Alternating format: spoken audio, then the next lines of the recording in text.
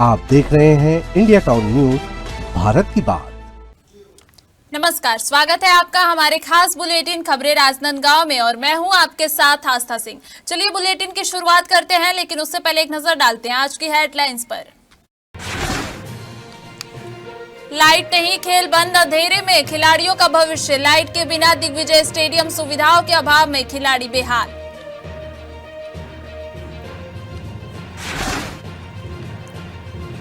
Police का सघन गश्त अभियान, कानून व्यवस्था के लिए पुलिस की रेड, शहर के संवेदनशील क्षेत्रों में चेकिंग अभियान।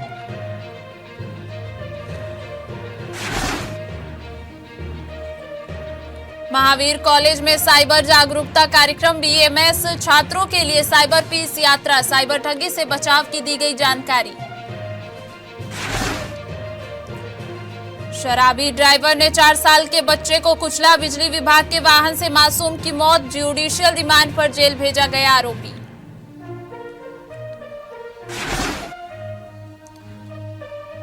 अवैध धान की जब्ती, खाद्य निरीक्षक निलंबित, कोचियों पर कार्रवाई।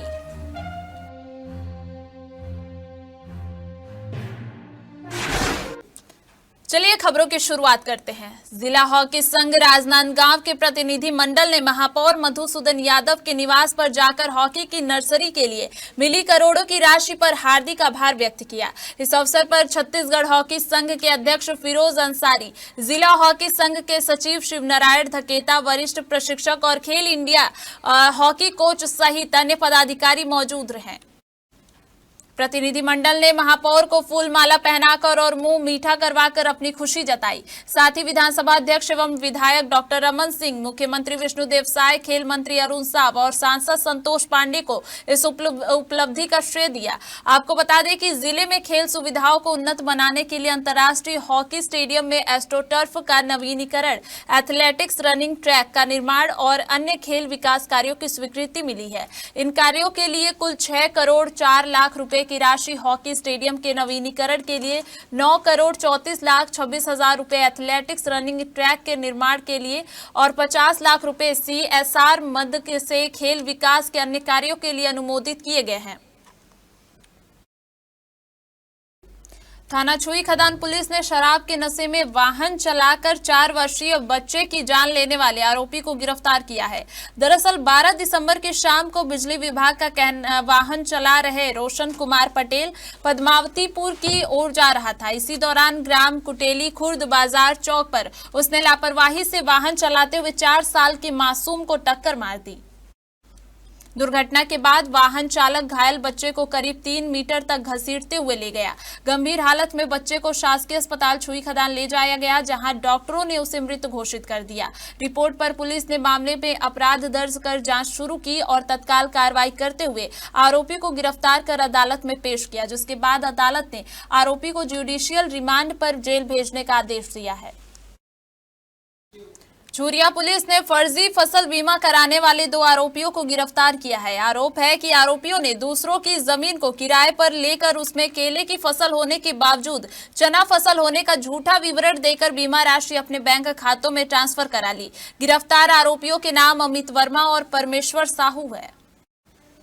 दरअसल 8 दिसंबर 2025 को पूर्व विधायक छन्नी साहू ने शिकायत की थी कि आमगांव में 50 हेक्टेयर से अधिक भूमि पर केले की फसल थी, लेकिन आरोपियों ने फसल बीमा में चना फसल होने का झूठा दावा किया, जिसके बाद कृषि विभाग की जांच में दोनों के फर्जी दस्तावेज और मिली भगत उजागर हुई। मामले में पुलिस ने आरोपियों को पकड़कर न्यायालय में न्यायिक रिमांड के लिए पेश किया है। फिलहाल जांच अभी जारी है और अन्य आरोपियों पर भी कार्रवाई की जाएगी। संत शिरोमणि गुरु घासीदास जयंती के पावन अवसर पर शहर में आज एक मोटरसाइकिल रैली का आयोजन किया गया। रैली में बड़ी संख्या में सतनाम समाज के लोग, युवा और सामाजिक कार्यकर्ता शामिल हुए। प्रतिभागियों ने हाथों में झंडे और बैनर लेकर रैली में भाग लिया और गुरु घासीदास के संदेश मन के एक समान को जन जन तक पहुंचाने का प्रयास किया। रैली शहर के प्रमुख मार्गों से होकर गुजरी, जहां लोगों ने जगह जगह पुष्प वर्षा कर इसका स्वागत किया। कार्यक्रम के दौरान विभिन्न वक्ताओं ने गुरु घासीदास के सामाजिक समरसता, समानता और मानवता के संदेशों पर प्रकाश डाला। आयोजन में अनुशासन और शांति का विशेष ध्यान रखा गया। वहीं प्रशासन द्वारा भी यातायात व्यवस्था सुचारू बनाए रखने रहने के लिए आवश्यक प्रबंध किए गए थे। रैली के समापन अवसर पर समाज के वरिष्ठ जनों ने युवाओं से गुरु घासीदास के आदर्शों को अपने जीवन में अपनाने और समाज में भाईचारा बनाए रखने की अपील की। सबसे पहले आपके चैनल के माध्यम से आप सभी को सादर सादर जय सतनाम और परम पूज्य बाबा गुरु घासीदास जी के 269वीं जयंती की ढेर सारी शुभकामनाएं। हम लोग युवा प्रकोष्ठ जिला सतनामी सेवा समिति के तत्वाधान में हर साल की भांति इस साल भी भव्य बाइक रैली का आयोजन किया गया है। आज दिनांक 14 तारीख को बाइक रैली का आयोजन किया गया है और सतनामी समाज के लगभग सैकड़ों की संख्या में यहाँ पे युवा साथीगण सब उपस्थित हुए। समाज को क्या संदेश? समाज को संदेश यही जाता है कि सामाजिक एकता, भाईचारा और बाबा जी के जो सत्य अहिंसा के रास्ते में चलना है, उनको एकजुटता के साथ एक समाज को एक नए सिरे में जोड़ना है और संस्कृति से जोड़ना है। सामाजिक के जितने भी युवा साथीगण हैं सब एकता के परिचय सूत्र में बंध। साई क्लब बसंतपुर द्वारा आयोजित वार्ड स्तरीय एक दिवसीय क्रिकेट प्रतियोगिता ने खेल और युवा प्रतिभा के प्रति क्षेत्रवासियों का उत्साह बढ़ा दिया। शासकीय बलदेव प्रसाद मिश्र स्कूल मैदान में संपन्न इस प्रतियोगिता में वार्ड क्रमांक 1 से 51 तक के खिलाड़ी शामिल हुए। प्रतियोगिता में मुख्य अतिथि के रूप में युवा नेता एवं पूर्व पार्षद ऋषि शास्त्री मौजूद रहे। उन्होंने मैन ऑफ द मैच पुरस्कार दुर्गेश साहू को प्रदान कर उनके उत्कृष्ट प्रदर्शन की सराहना की। इस अवसर पर प्रतियोगिता के संरक्षक सुनील सेन और वरिष्ठ खिलाड़ी सुरेंद्र साहू, पिकेश्वर साहू और लुकेश साहू की भी मौजूदगी रही। इस मौके पर ऋषि शास्त्री ने इस आयोजन को बसंतपुर क्षेत्र के लिए एक महत्वपूर्ण उपलब्धि बताया और कहा कि सीमित संसाधनों के बावजूद यह सफल आयोजन इस बात को दर्शाता है कि क्षेत्र के युवाओं में गहरी प्रतिभा और संगठन क्षमता मौजूद है। प्रतियोगिता में बड़ी संख्या में खिलाड़ी, खेल प्रेमी, आयोजन समिति के सदस्य और स्थानीय नागरिक उपस्थित रहे। आयोजन को सफल बनाने में साई क्लब बसंतपुर की भूमिका सराहनीय रही। समर्थन मूल्य पर धान खरीदी अभियान के दौरान प्रशासन ने अवैध गतिविधियों पर सख्त कार्रवाई करते हुए 7.5 करोड़ रुपए मूल्य के 25,000 क्विंटल धान जब्त किया है। इस मामले में डोंगरगढ़ के खाद्य निरीक्षक को निलंबित कर दिया गया और जांच में पता चला है कि निरीक्षक ने कोचियों के साथ सांठगांठ की थी, जिसके बाद कोचियों को भी गिरफ्तार किया गया है। इस विषय में राजनांदगांव कलेक्टर जितेंद्र यादव ने बताया कि 15 नवंबर से शुरू हुई धान खरीदी में जिला प्रशासन सतर्क है और कोचियों पर लगातार नजर रखी जा रही है। राज्य की सीमा वाले महाराष्ट्र और मध्य प्रदेश से लगने वाले चेक पोस्ट पर भी निगरानी कड़ी कर दी गई है।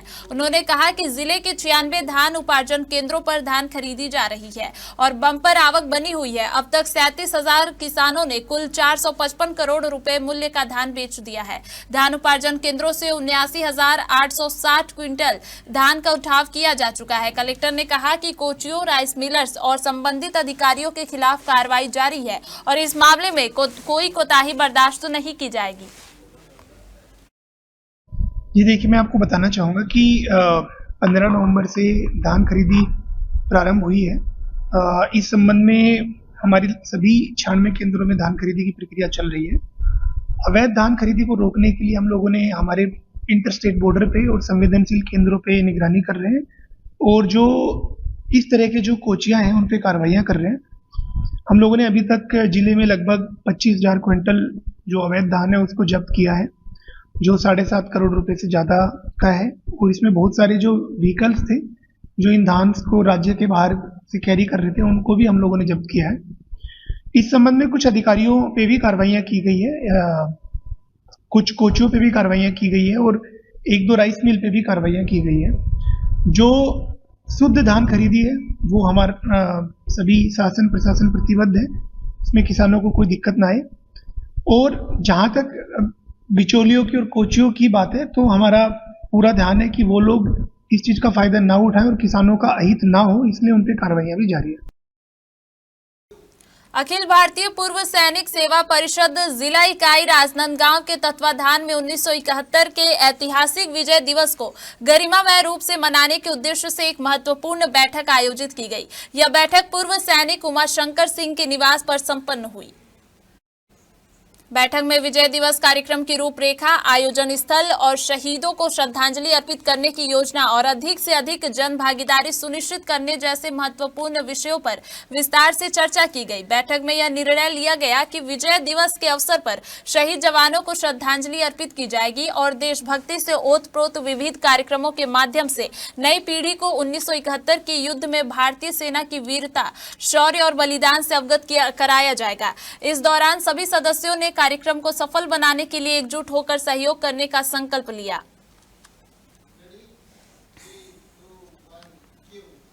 वक्त हो चुका है एक छोटे से ब्रेक का। बने रहिए इंडिया टाउन न्यूज के साथ।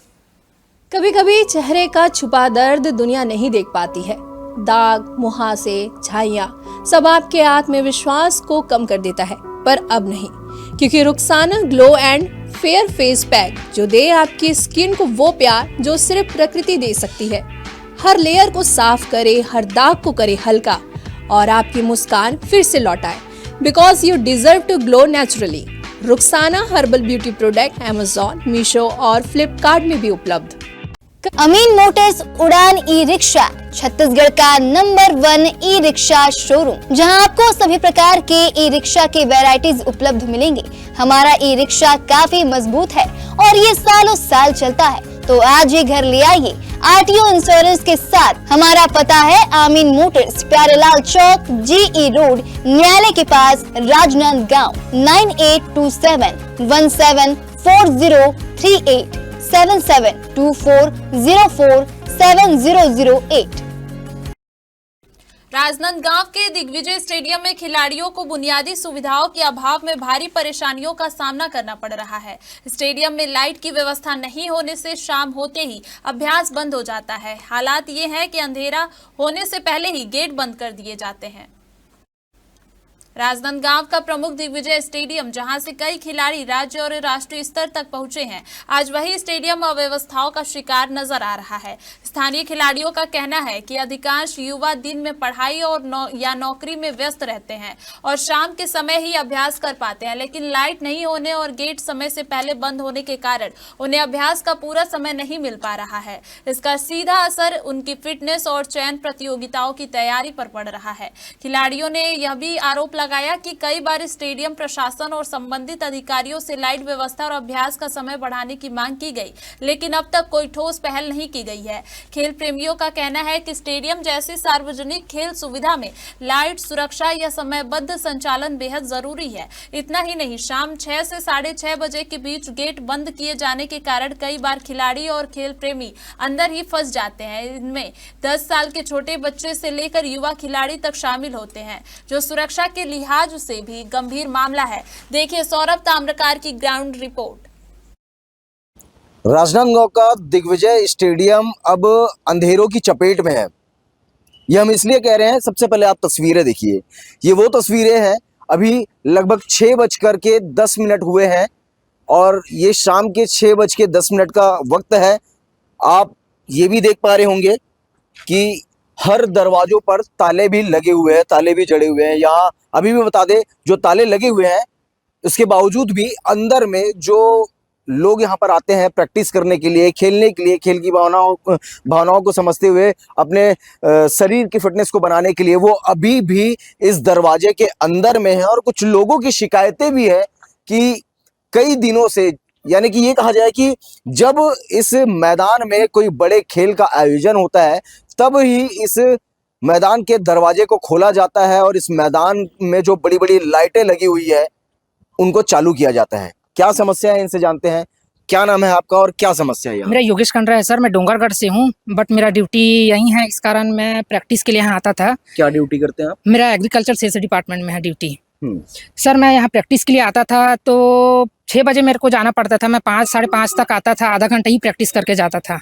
ये हमेशा ताला लगा देते थे, चिल्लाते थे चलो ऐसे निकलो, बाहर बंद हो रहा है ऐसे करके। उसके बाद कम से कम हमको 8 से 9 बजे तक का यहाँ टाइमिंग चाहिए रहता था सर जी, लेकिन वो नहीं मिल पाता था। 6 बजे ही बंद कर देते थे। देखिए ना, आप ही के सामने अभी बंद किए यहाँ पे जी। तो बस ये एक है कि मैं बोल रहा हूँ, लेकिन बहुत लोग ऐसे हैं जो लोग प्रैक्टिस के लिए आते हैं। अभी भर्ती कंटिन्यू चल रही है तो उसके प्रैक्टिस के लिए भी बहुत लोग आते हैं, लेकिन बंद होने के कारण कई लोग यहाँ पे प्रैक्टिस नहीं कर पाते, ऐसे ही निकल जाते हैं। अभी भी अंदर कई लोग फंसे बहुत हुए लोग अंदर हैं सर जी। अभी गेट कीपर आए थे, जो गार्डमैन है जो, वो आए थे बिना पूछे, वो अपना काम निकलाए, ताला लगाया और निकल गए, काम किए तुरंत निकल गए। ये था हड़बड़ में जितने लोग, कई लोग तो अंदर भी फंसे हैं। अच्छा, जी सर। इसकी कहीं पर शिकायतें की हैं आपने? शिकायत तो नहीं था सर, बट मैं अपने से होकर इनका शिकायत किया, क्योंकि मेरे को लगा मैं जैसे प्रैक्टिस कर रहा हूँ वैसे मेरे जैसे कई लोग होंगे, लेकिन वो लोग डरते हैं इस सब चीज़ से कि कुछ हो मत जाए हमको करके। लेकिन मैं आवाज़ उठाया कि अगर मेरे बोलने से यहाँ पे अगर लाइट आ जाएगा तो मैं अपने जगह ठीक हूँ, ऐसे करके सर। देखिए कुछ लोगों की आवाजें आ रही हैं। भाई साहब लोग, भाई अंदर फंसे हुए हैं क्या आप लोग? हाँ फंसे हुए हैं सर।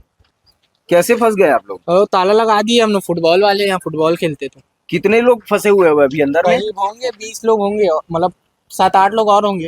ये लोग भी आ रहे। 7 से 8 लोग अभी आप लोग फंसे हुए हो अंदर में? हाँ, फंसे हुए हैं।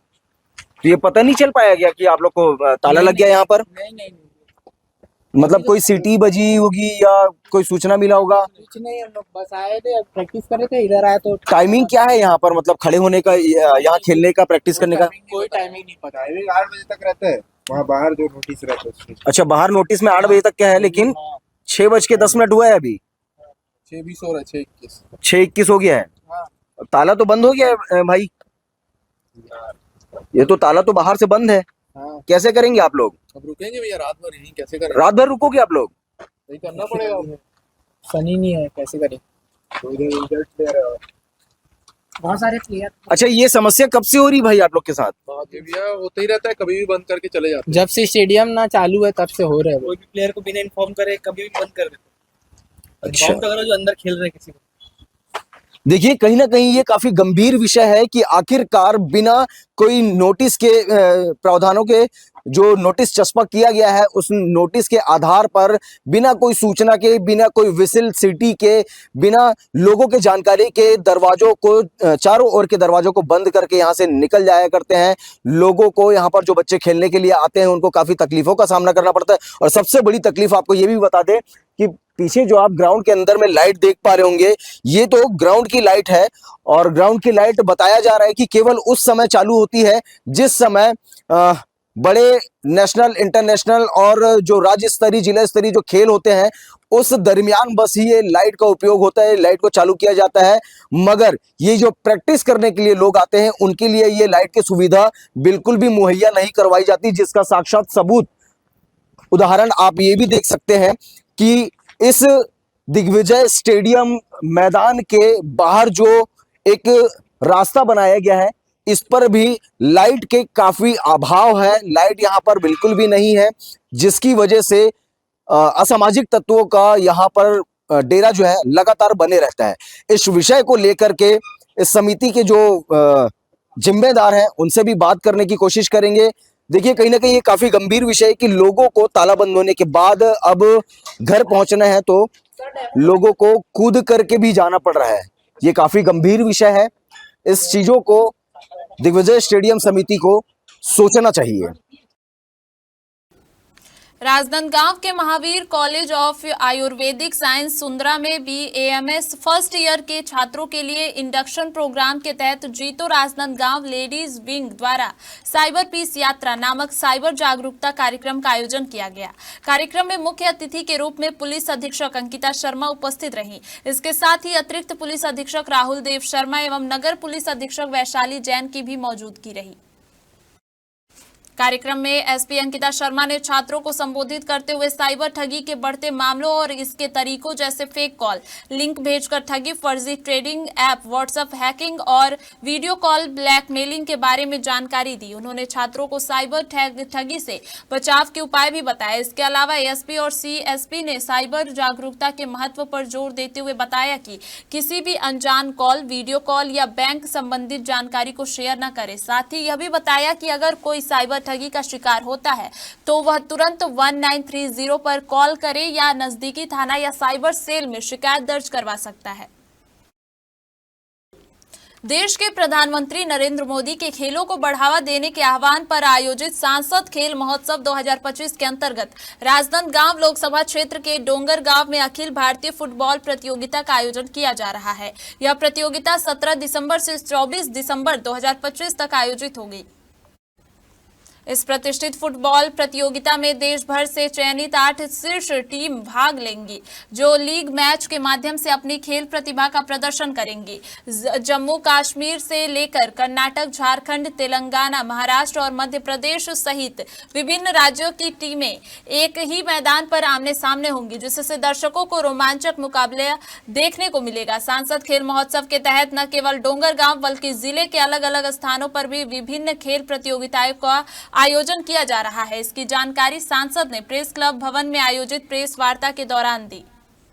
संसद खेल महोत्सव माननीय नरेंद्र मोदी जी के आह्वान पर उनकी इच्छा है कि सभी युवा खेल से जुड़े।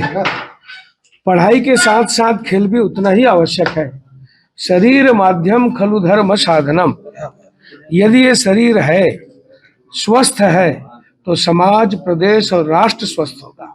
और मैं ये कह सकता हूं कि आज जिस प्रकार से मुझे अवसर मिला है नौजवानों से और ये सबको जोड़ने का, उनकी प्रतिभा का प्रदर्शन का, तो इससे बहुत ही नौजवानों को लाभ होगा और अपना प्रदर्शन मैदान में उन्हें करना होगा। राजनांदगांव के चिखली स्थित सर्व समाज मांगलिक भवन मैदान में सर्व हिंदू समाज के तत्वाधान में एक विशाल हिंदू सम्मेलन का आयोजन किया जा रहा है। इस सम्मेलन का उद्देश्य हिंदू जागरण की दिशा को नई ऊर्जा एवं चेतना प्रदान करना और सनातन संस्कृति, धर्म और सामाजिक एकता को सशक्त करना है। सम्मेलन की कड़ी में एक कलश यात्रा निकाली गई, जिसमें बड़ी संख्या में महिला श्रद्धालुओं ने उत्साहपूर्वक भाग लिया। पारंपरिक वेशभूषा, धार्मिक जयघोष और अनुशासित रूप से निकली इस कलश यात्रा ने पूरे क्षेत्र को भक्तिमय वातावरण से सराबोर कर दिया। आयोजकों के अनुसार यह सम्मेलन समाज में एकता, सांस्कृतिक चेतना और धर्म के मूल्यों को सुदृढ़ करने की दिशा में महत्वपूर्ण कदम है। सम्मेलन में वक्ताओं द्वारा सनातन संस्कृति, सामाजिक समरसता और राष्ट्र निर्माण में हिंदू समाज की भूमिका पर विचार रखे जाएंगे।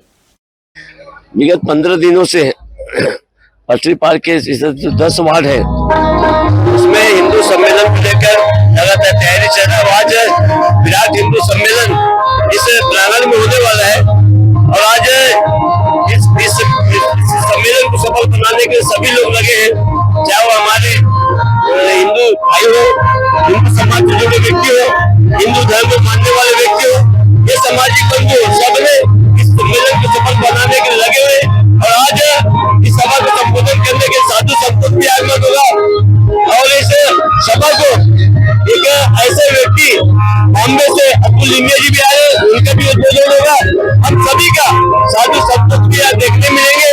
आज इस बहुत खुशी है, क्षेत्र के लोगों में आज उत्साह है। राजनांदगांव जिले में कानून व्यवस्था बनाए रखने और असामाजिक तत्वों पर कड़ी नजर रखने के उद्देश्य से पुलिस अधीक्षक अंकिता शर्मा के निर्देशन में व्यापक कॉम्बिंग गश्त एवं सघन वाहन जांच अभियान चलाया गया। गश्त के बाद महावीर चौक में एमसीपी लगाकर आने जाने वाले संदिग्ध वाहनों और वस्तुओं की भी गहन जांच की गई। पुलिस अधिकारियों ने बताया कि इस प्रकार के अभियान आगे भी नियमित रूप से चलाए जाएंगे। अधिकारियों के अनुसार अभियान का नेतृत्व अतिरिक्त पुलिस अधीक्षक राहुल देव शर्मा ने किया। इसमें नगर पुलिस अधीक्षक वैशाली जैन और डीएसपी तनुप्रिया ठाकुर सहित लगभग 50 पुलिस अधिकारी एवं कर्मचारी शामिल रहे। पुलिस बल को 5 टीमों में विभाजित कर शहर के संवेदनशील क्षेत्रों में गश्त कराई गई। चौकी चिखली के गौरीनगर, मोतीनगर, शंकरपुर, थाना बसंतपुर के गंज चौक, नंदई चौक और थाना सोमनी के संवेदनशील क्षेत्रों में असामाजिक तत्वों, संदिग्ध व्यक्तियों और गुंडा बदमाशों की सघन जांच की गई। इस विषय में पुलिस ने आम नागरिकों से अपील की है कि किसी भी संदिग्ध गतिविधि की जानकारी तुरंत नजदीकी थाना या पुलिस कंट्रोल रूम को दे और प्रशासन को सहयोग करें। छत्तीसगढ़ में हाल ही में लागू हुई नई ट्रेड लाइसेंस नीति को लेकर व्यापारी वर्ग में असंतोष फैल गया है। व्यापारी मानते हैं कि यह नीति वर्तमान आर्थिक परिस्थितियों में उनके लिए अतिरिक्त बोझ बन रही है। Chhattisgarh chamber of commerce and industries के प्रदेश उपाध्यक्ष आलोक बिंदल ने सरकार से इस नीति पर पुनर्विचार करने की मांग की है। आलोक बिंदल ने कहा कि यह निर्णय व्यवहारिक नहीं है और इससे व्यापारियों को आर्थिक परेशानियां और बढ़ेंगी। उन्होंने बताया कि व्यापारी पहले से ही शासन द्वारा निर्धारित संपत्ति कर नियमित रूप से अदा कर रहे हैं। ऐसे में उसी दुकान के लिए स्क्वायर फीट के आधार पर पुनः ट्रेड लाइसेंस शुल्क लेना उचित नहीं है। वर्तमान में छोटे और बड़े सभी व्यापारी आर्थिक मंदी और ऑनलाइन व्यापार के बढ़ते प्रभाव से जूझ रहे हैं, जिससे पारंपरिक व्यापार पहले से प्रभावित हो चुका है। व्यापारियों की पीड़ा को समझते हुए उन्होंने सुझाव दिया कि नई ट्रेड लाइसेंस नीति को या तो वापस लिया जाए या इसमें आवश्यक संशोधन कर व्यापारियों को राहत प्रदान की जाए।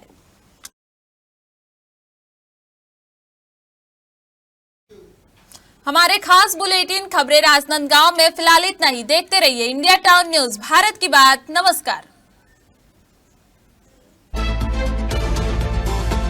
आप देख रहे हैं इंडिया टाउन न्यूज, भारत की बात।